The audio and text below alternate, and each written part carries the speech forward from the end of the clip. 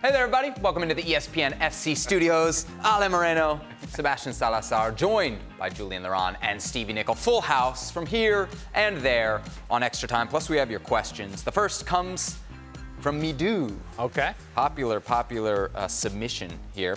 With the signings of Allan, Doucoure, and James Rodriguez, do Everton have one of the best midfields in the Premier League, Jules?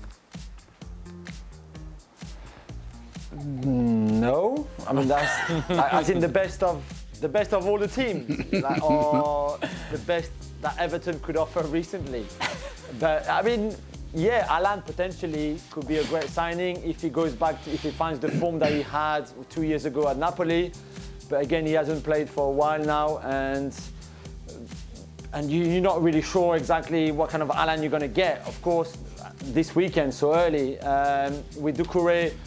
Proven Premier League player, great guy as well, for me knowing him well, and I think he can have an impact. And then there's the James Rodriguez question mark. You know, what kind of form is he in? Can he really adapt to the Premier League and the way football is played in England compared to his qualities? I think he's got incredible talent, of course, but again, I don't know fitness-wise where he is. He hasn't played proper football for a while, so I'm not really sure if that could stand for the best Premier League midfield this season awards. I thought that giving the Everton question to Stevie would go bad, but who knew that Jules also hates Everton.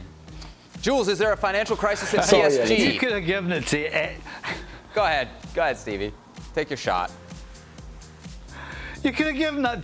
You could have given that to anybody, and it would have gone bad. Are you serious? And a team that was basically average Joes have been joined by 2 out of the 3 players who you have no idea what you're going to get. So what do you think they're going to end up looking like? All right, then. So no is the answer, I think. Yeah. No. I do a good enough job asking dumb questions on this show. I don't need our producers to then give me dumb questions to ask in extra time, you know? It's just like, come on. I'm going to go with a solid no, I think. Yeah. Well, hold on a second. Hold on. Yes, hold on. So, who's dumber? Who's dumb and who's dumber? Because if it's a dumb question and you read it and then you actually go ahead and ask us it, does that mean he's dumb and you're dumber, or are you dumb and he's dumber? I'm the dumbest because I have no clue what you just said. You lost me there, Steven, but I'm sure. It's a lot of finger wagging going on there. All right, Jules, is there a financial crisis at PSG? Why aren't they spending any money? Because they don't have it. It's a very can I similar. interrupt you there, please? Hold on, let's go to our PSG insider, Stevie Nicol. I'm sorry, Jules. You just reminded me of a story there. Oh, I was at here we Sheffield go. Wednesday, and we were having Hold on, honestly. It was to do with it was a Christmas party, and there was 2 of the young lads who were in the reserves, and they were obviously a little tipsy, but they were arguing about which one was dumb and which one was dumber, and they were sitting there going, "No, you're dumb. No, I'm dumb and you're dumber." And the other guy's going, "No, I'm dumb and you're dumber." Honestly, it was absolutely hilarious. And they were dead serious as well. You just reminded me of that when I said that. Stevie, the mental giant of the Liverpool dressing room. Sorry, Jules. Here's the thing, though. He brings up Dumb and Dumber, right? And then, so he reminded himself of his own story. 2 stories for the price of 1 by Stevie Nicol. Next time we do extra time, it'll just be Stevie by himself. Jules, is there a financial crisis at PSG?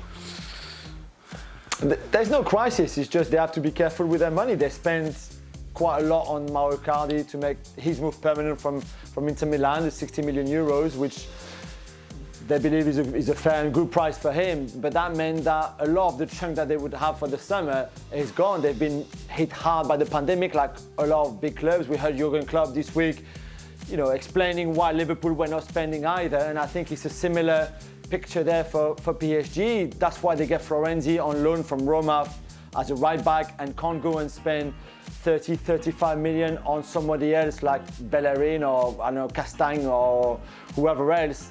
They would want to sign ideally, and that's the reason. I think there would be money available for one more player, as in like over 30 million, maybe probably for more of a midfielder. But for the other positions, they have to be creative, to use the words that Leonardo used on Sunday night on French television.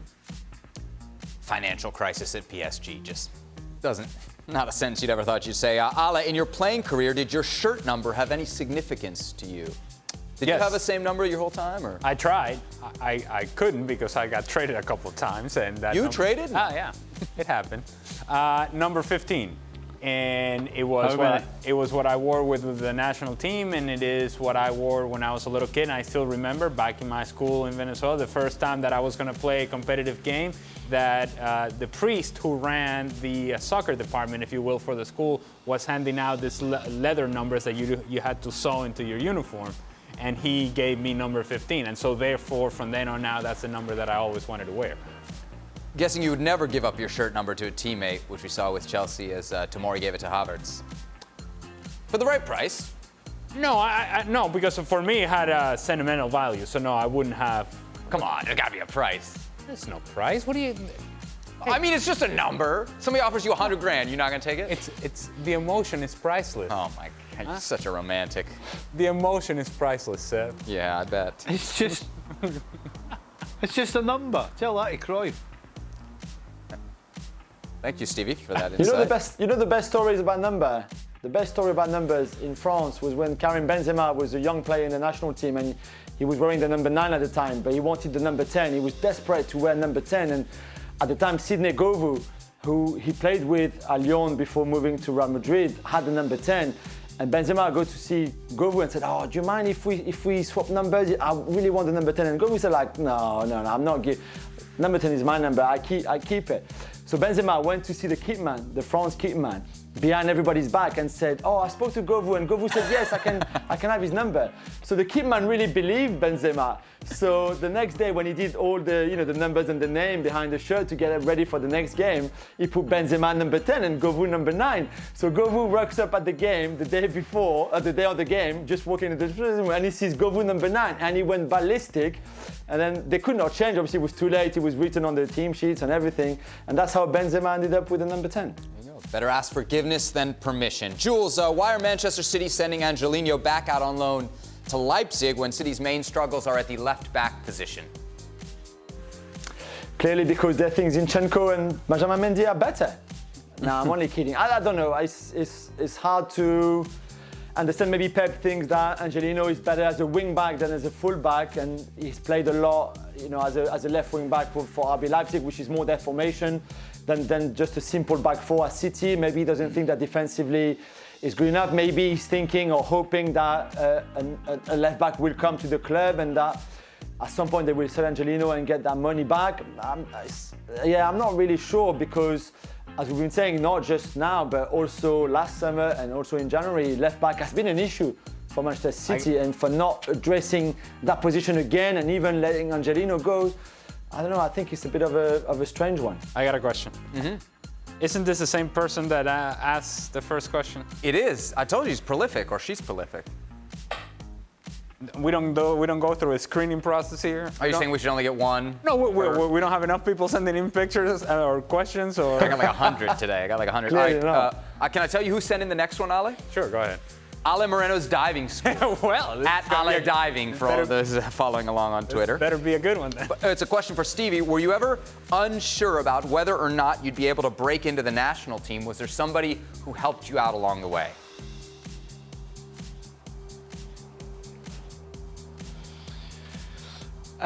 No, I can't honestly say I was. A friend of mine who knew Jock Stein had told me a story that Jock had talked really highly about me and thought that I'd be the next young Scottish player to get in to the national team.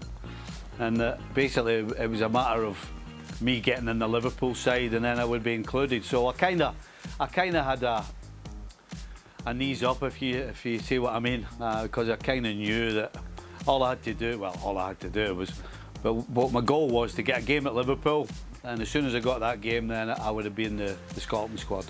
A warm welcome like you get daily here on ESPN FC. Our next tweet comes from Stevie loves shepherd's pie more than football. Did a coach ever ask you to play out of position, Ale? How did you take it, if so? You strike me as a one-position kind of guy. No. I actually, so we were in Copa America 2011, quarterfinals against Chile. Mm-hmm. We're winning the game late, and And so the coach calls me over and he's going to put me, we got maybe about half an hour to go, 25 minutes to go. And he goes, I've seen you playing in this wide right position for the Columbus Crew. I think you can do a job. This is what the game is going on. I think you can go and do this job for us. Now, give us a lot of work defensively, and then an outlet down the right-hand side when we win the ball. And I'm thinking, I'm about to go in this game, perhaps at the time most important game in Venezuelan soccer history, right? We're winning 2-1 against Chile, Copa America quarterfinals. I have never played wide right in my life. But he saw it somewhere. And so, well, I went in and did a job. We closed out the game. You didn't correct the coach. You didn't say, no, I was going in. There was what was I supposed to say? Hey, coach, I think you're wrong. I don't think you know what you're talking about. No, I went in and did a job. There you go. There you go. Next question, also for you, Ale. Who would you choose to have in your team? A prime Mesut Ozil or Kevin de Bruyne? Kevin de Bruyne. Yeah, not even. Kevin de Bruyne. Is it even a question? I feel like I'm so negative on Ozil now, No. but no. I don't think it's as close as he's making it sound. I mean, maybe if you get Mesut Ozil from World Cup with Germany when he's running away Prime from Mesut Ozil. England and Argentina. No, I don't think so. No. All right, final question, and I want everybody to listen very closely. Stevie, have you ever had six-pack abs during your playing days? Not a six-pack, six-pack abs. 100% no. Some of our questions have drawn real short and clear answers today, huh? No? Stevie, what happened? No. Nope. Ale? I never did a set in my life or anything like that. No, I don't believe that. Naturally fit. No, your physique, no chance you've never done it. That's all natural?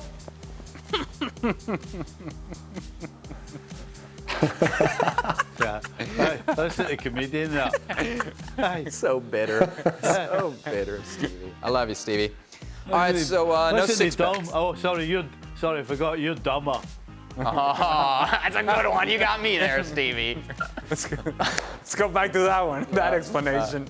Any other stories you want to chime in with, Stevie, from 40 years ago? All right, that'll do it for this edition of Extra Before you Time. were born, you mean? Yeah, before I was born. That's right, I am young. I'm the youngest member of the crew here at ESPN FC. I take a lot of pride in that. Wow, it's not going to change. No, it's not. They could always replace me. Hey, I've heard it's have in you the got works.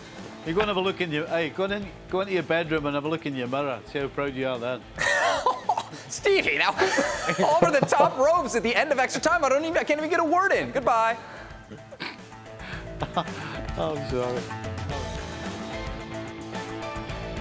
Well, thank you very much for watching ESPN on YouTube. For more sports highlights and analysis, be sure to download the ESPN app. And for live streaming, premium content, and let's not forget as well, ESPN FC 7 days a week. Subscribe to ESPN Plus.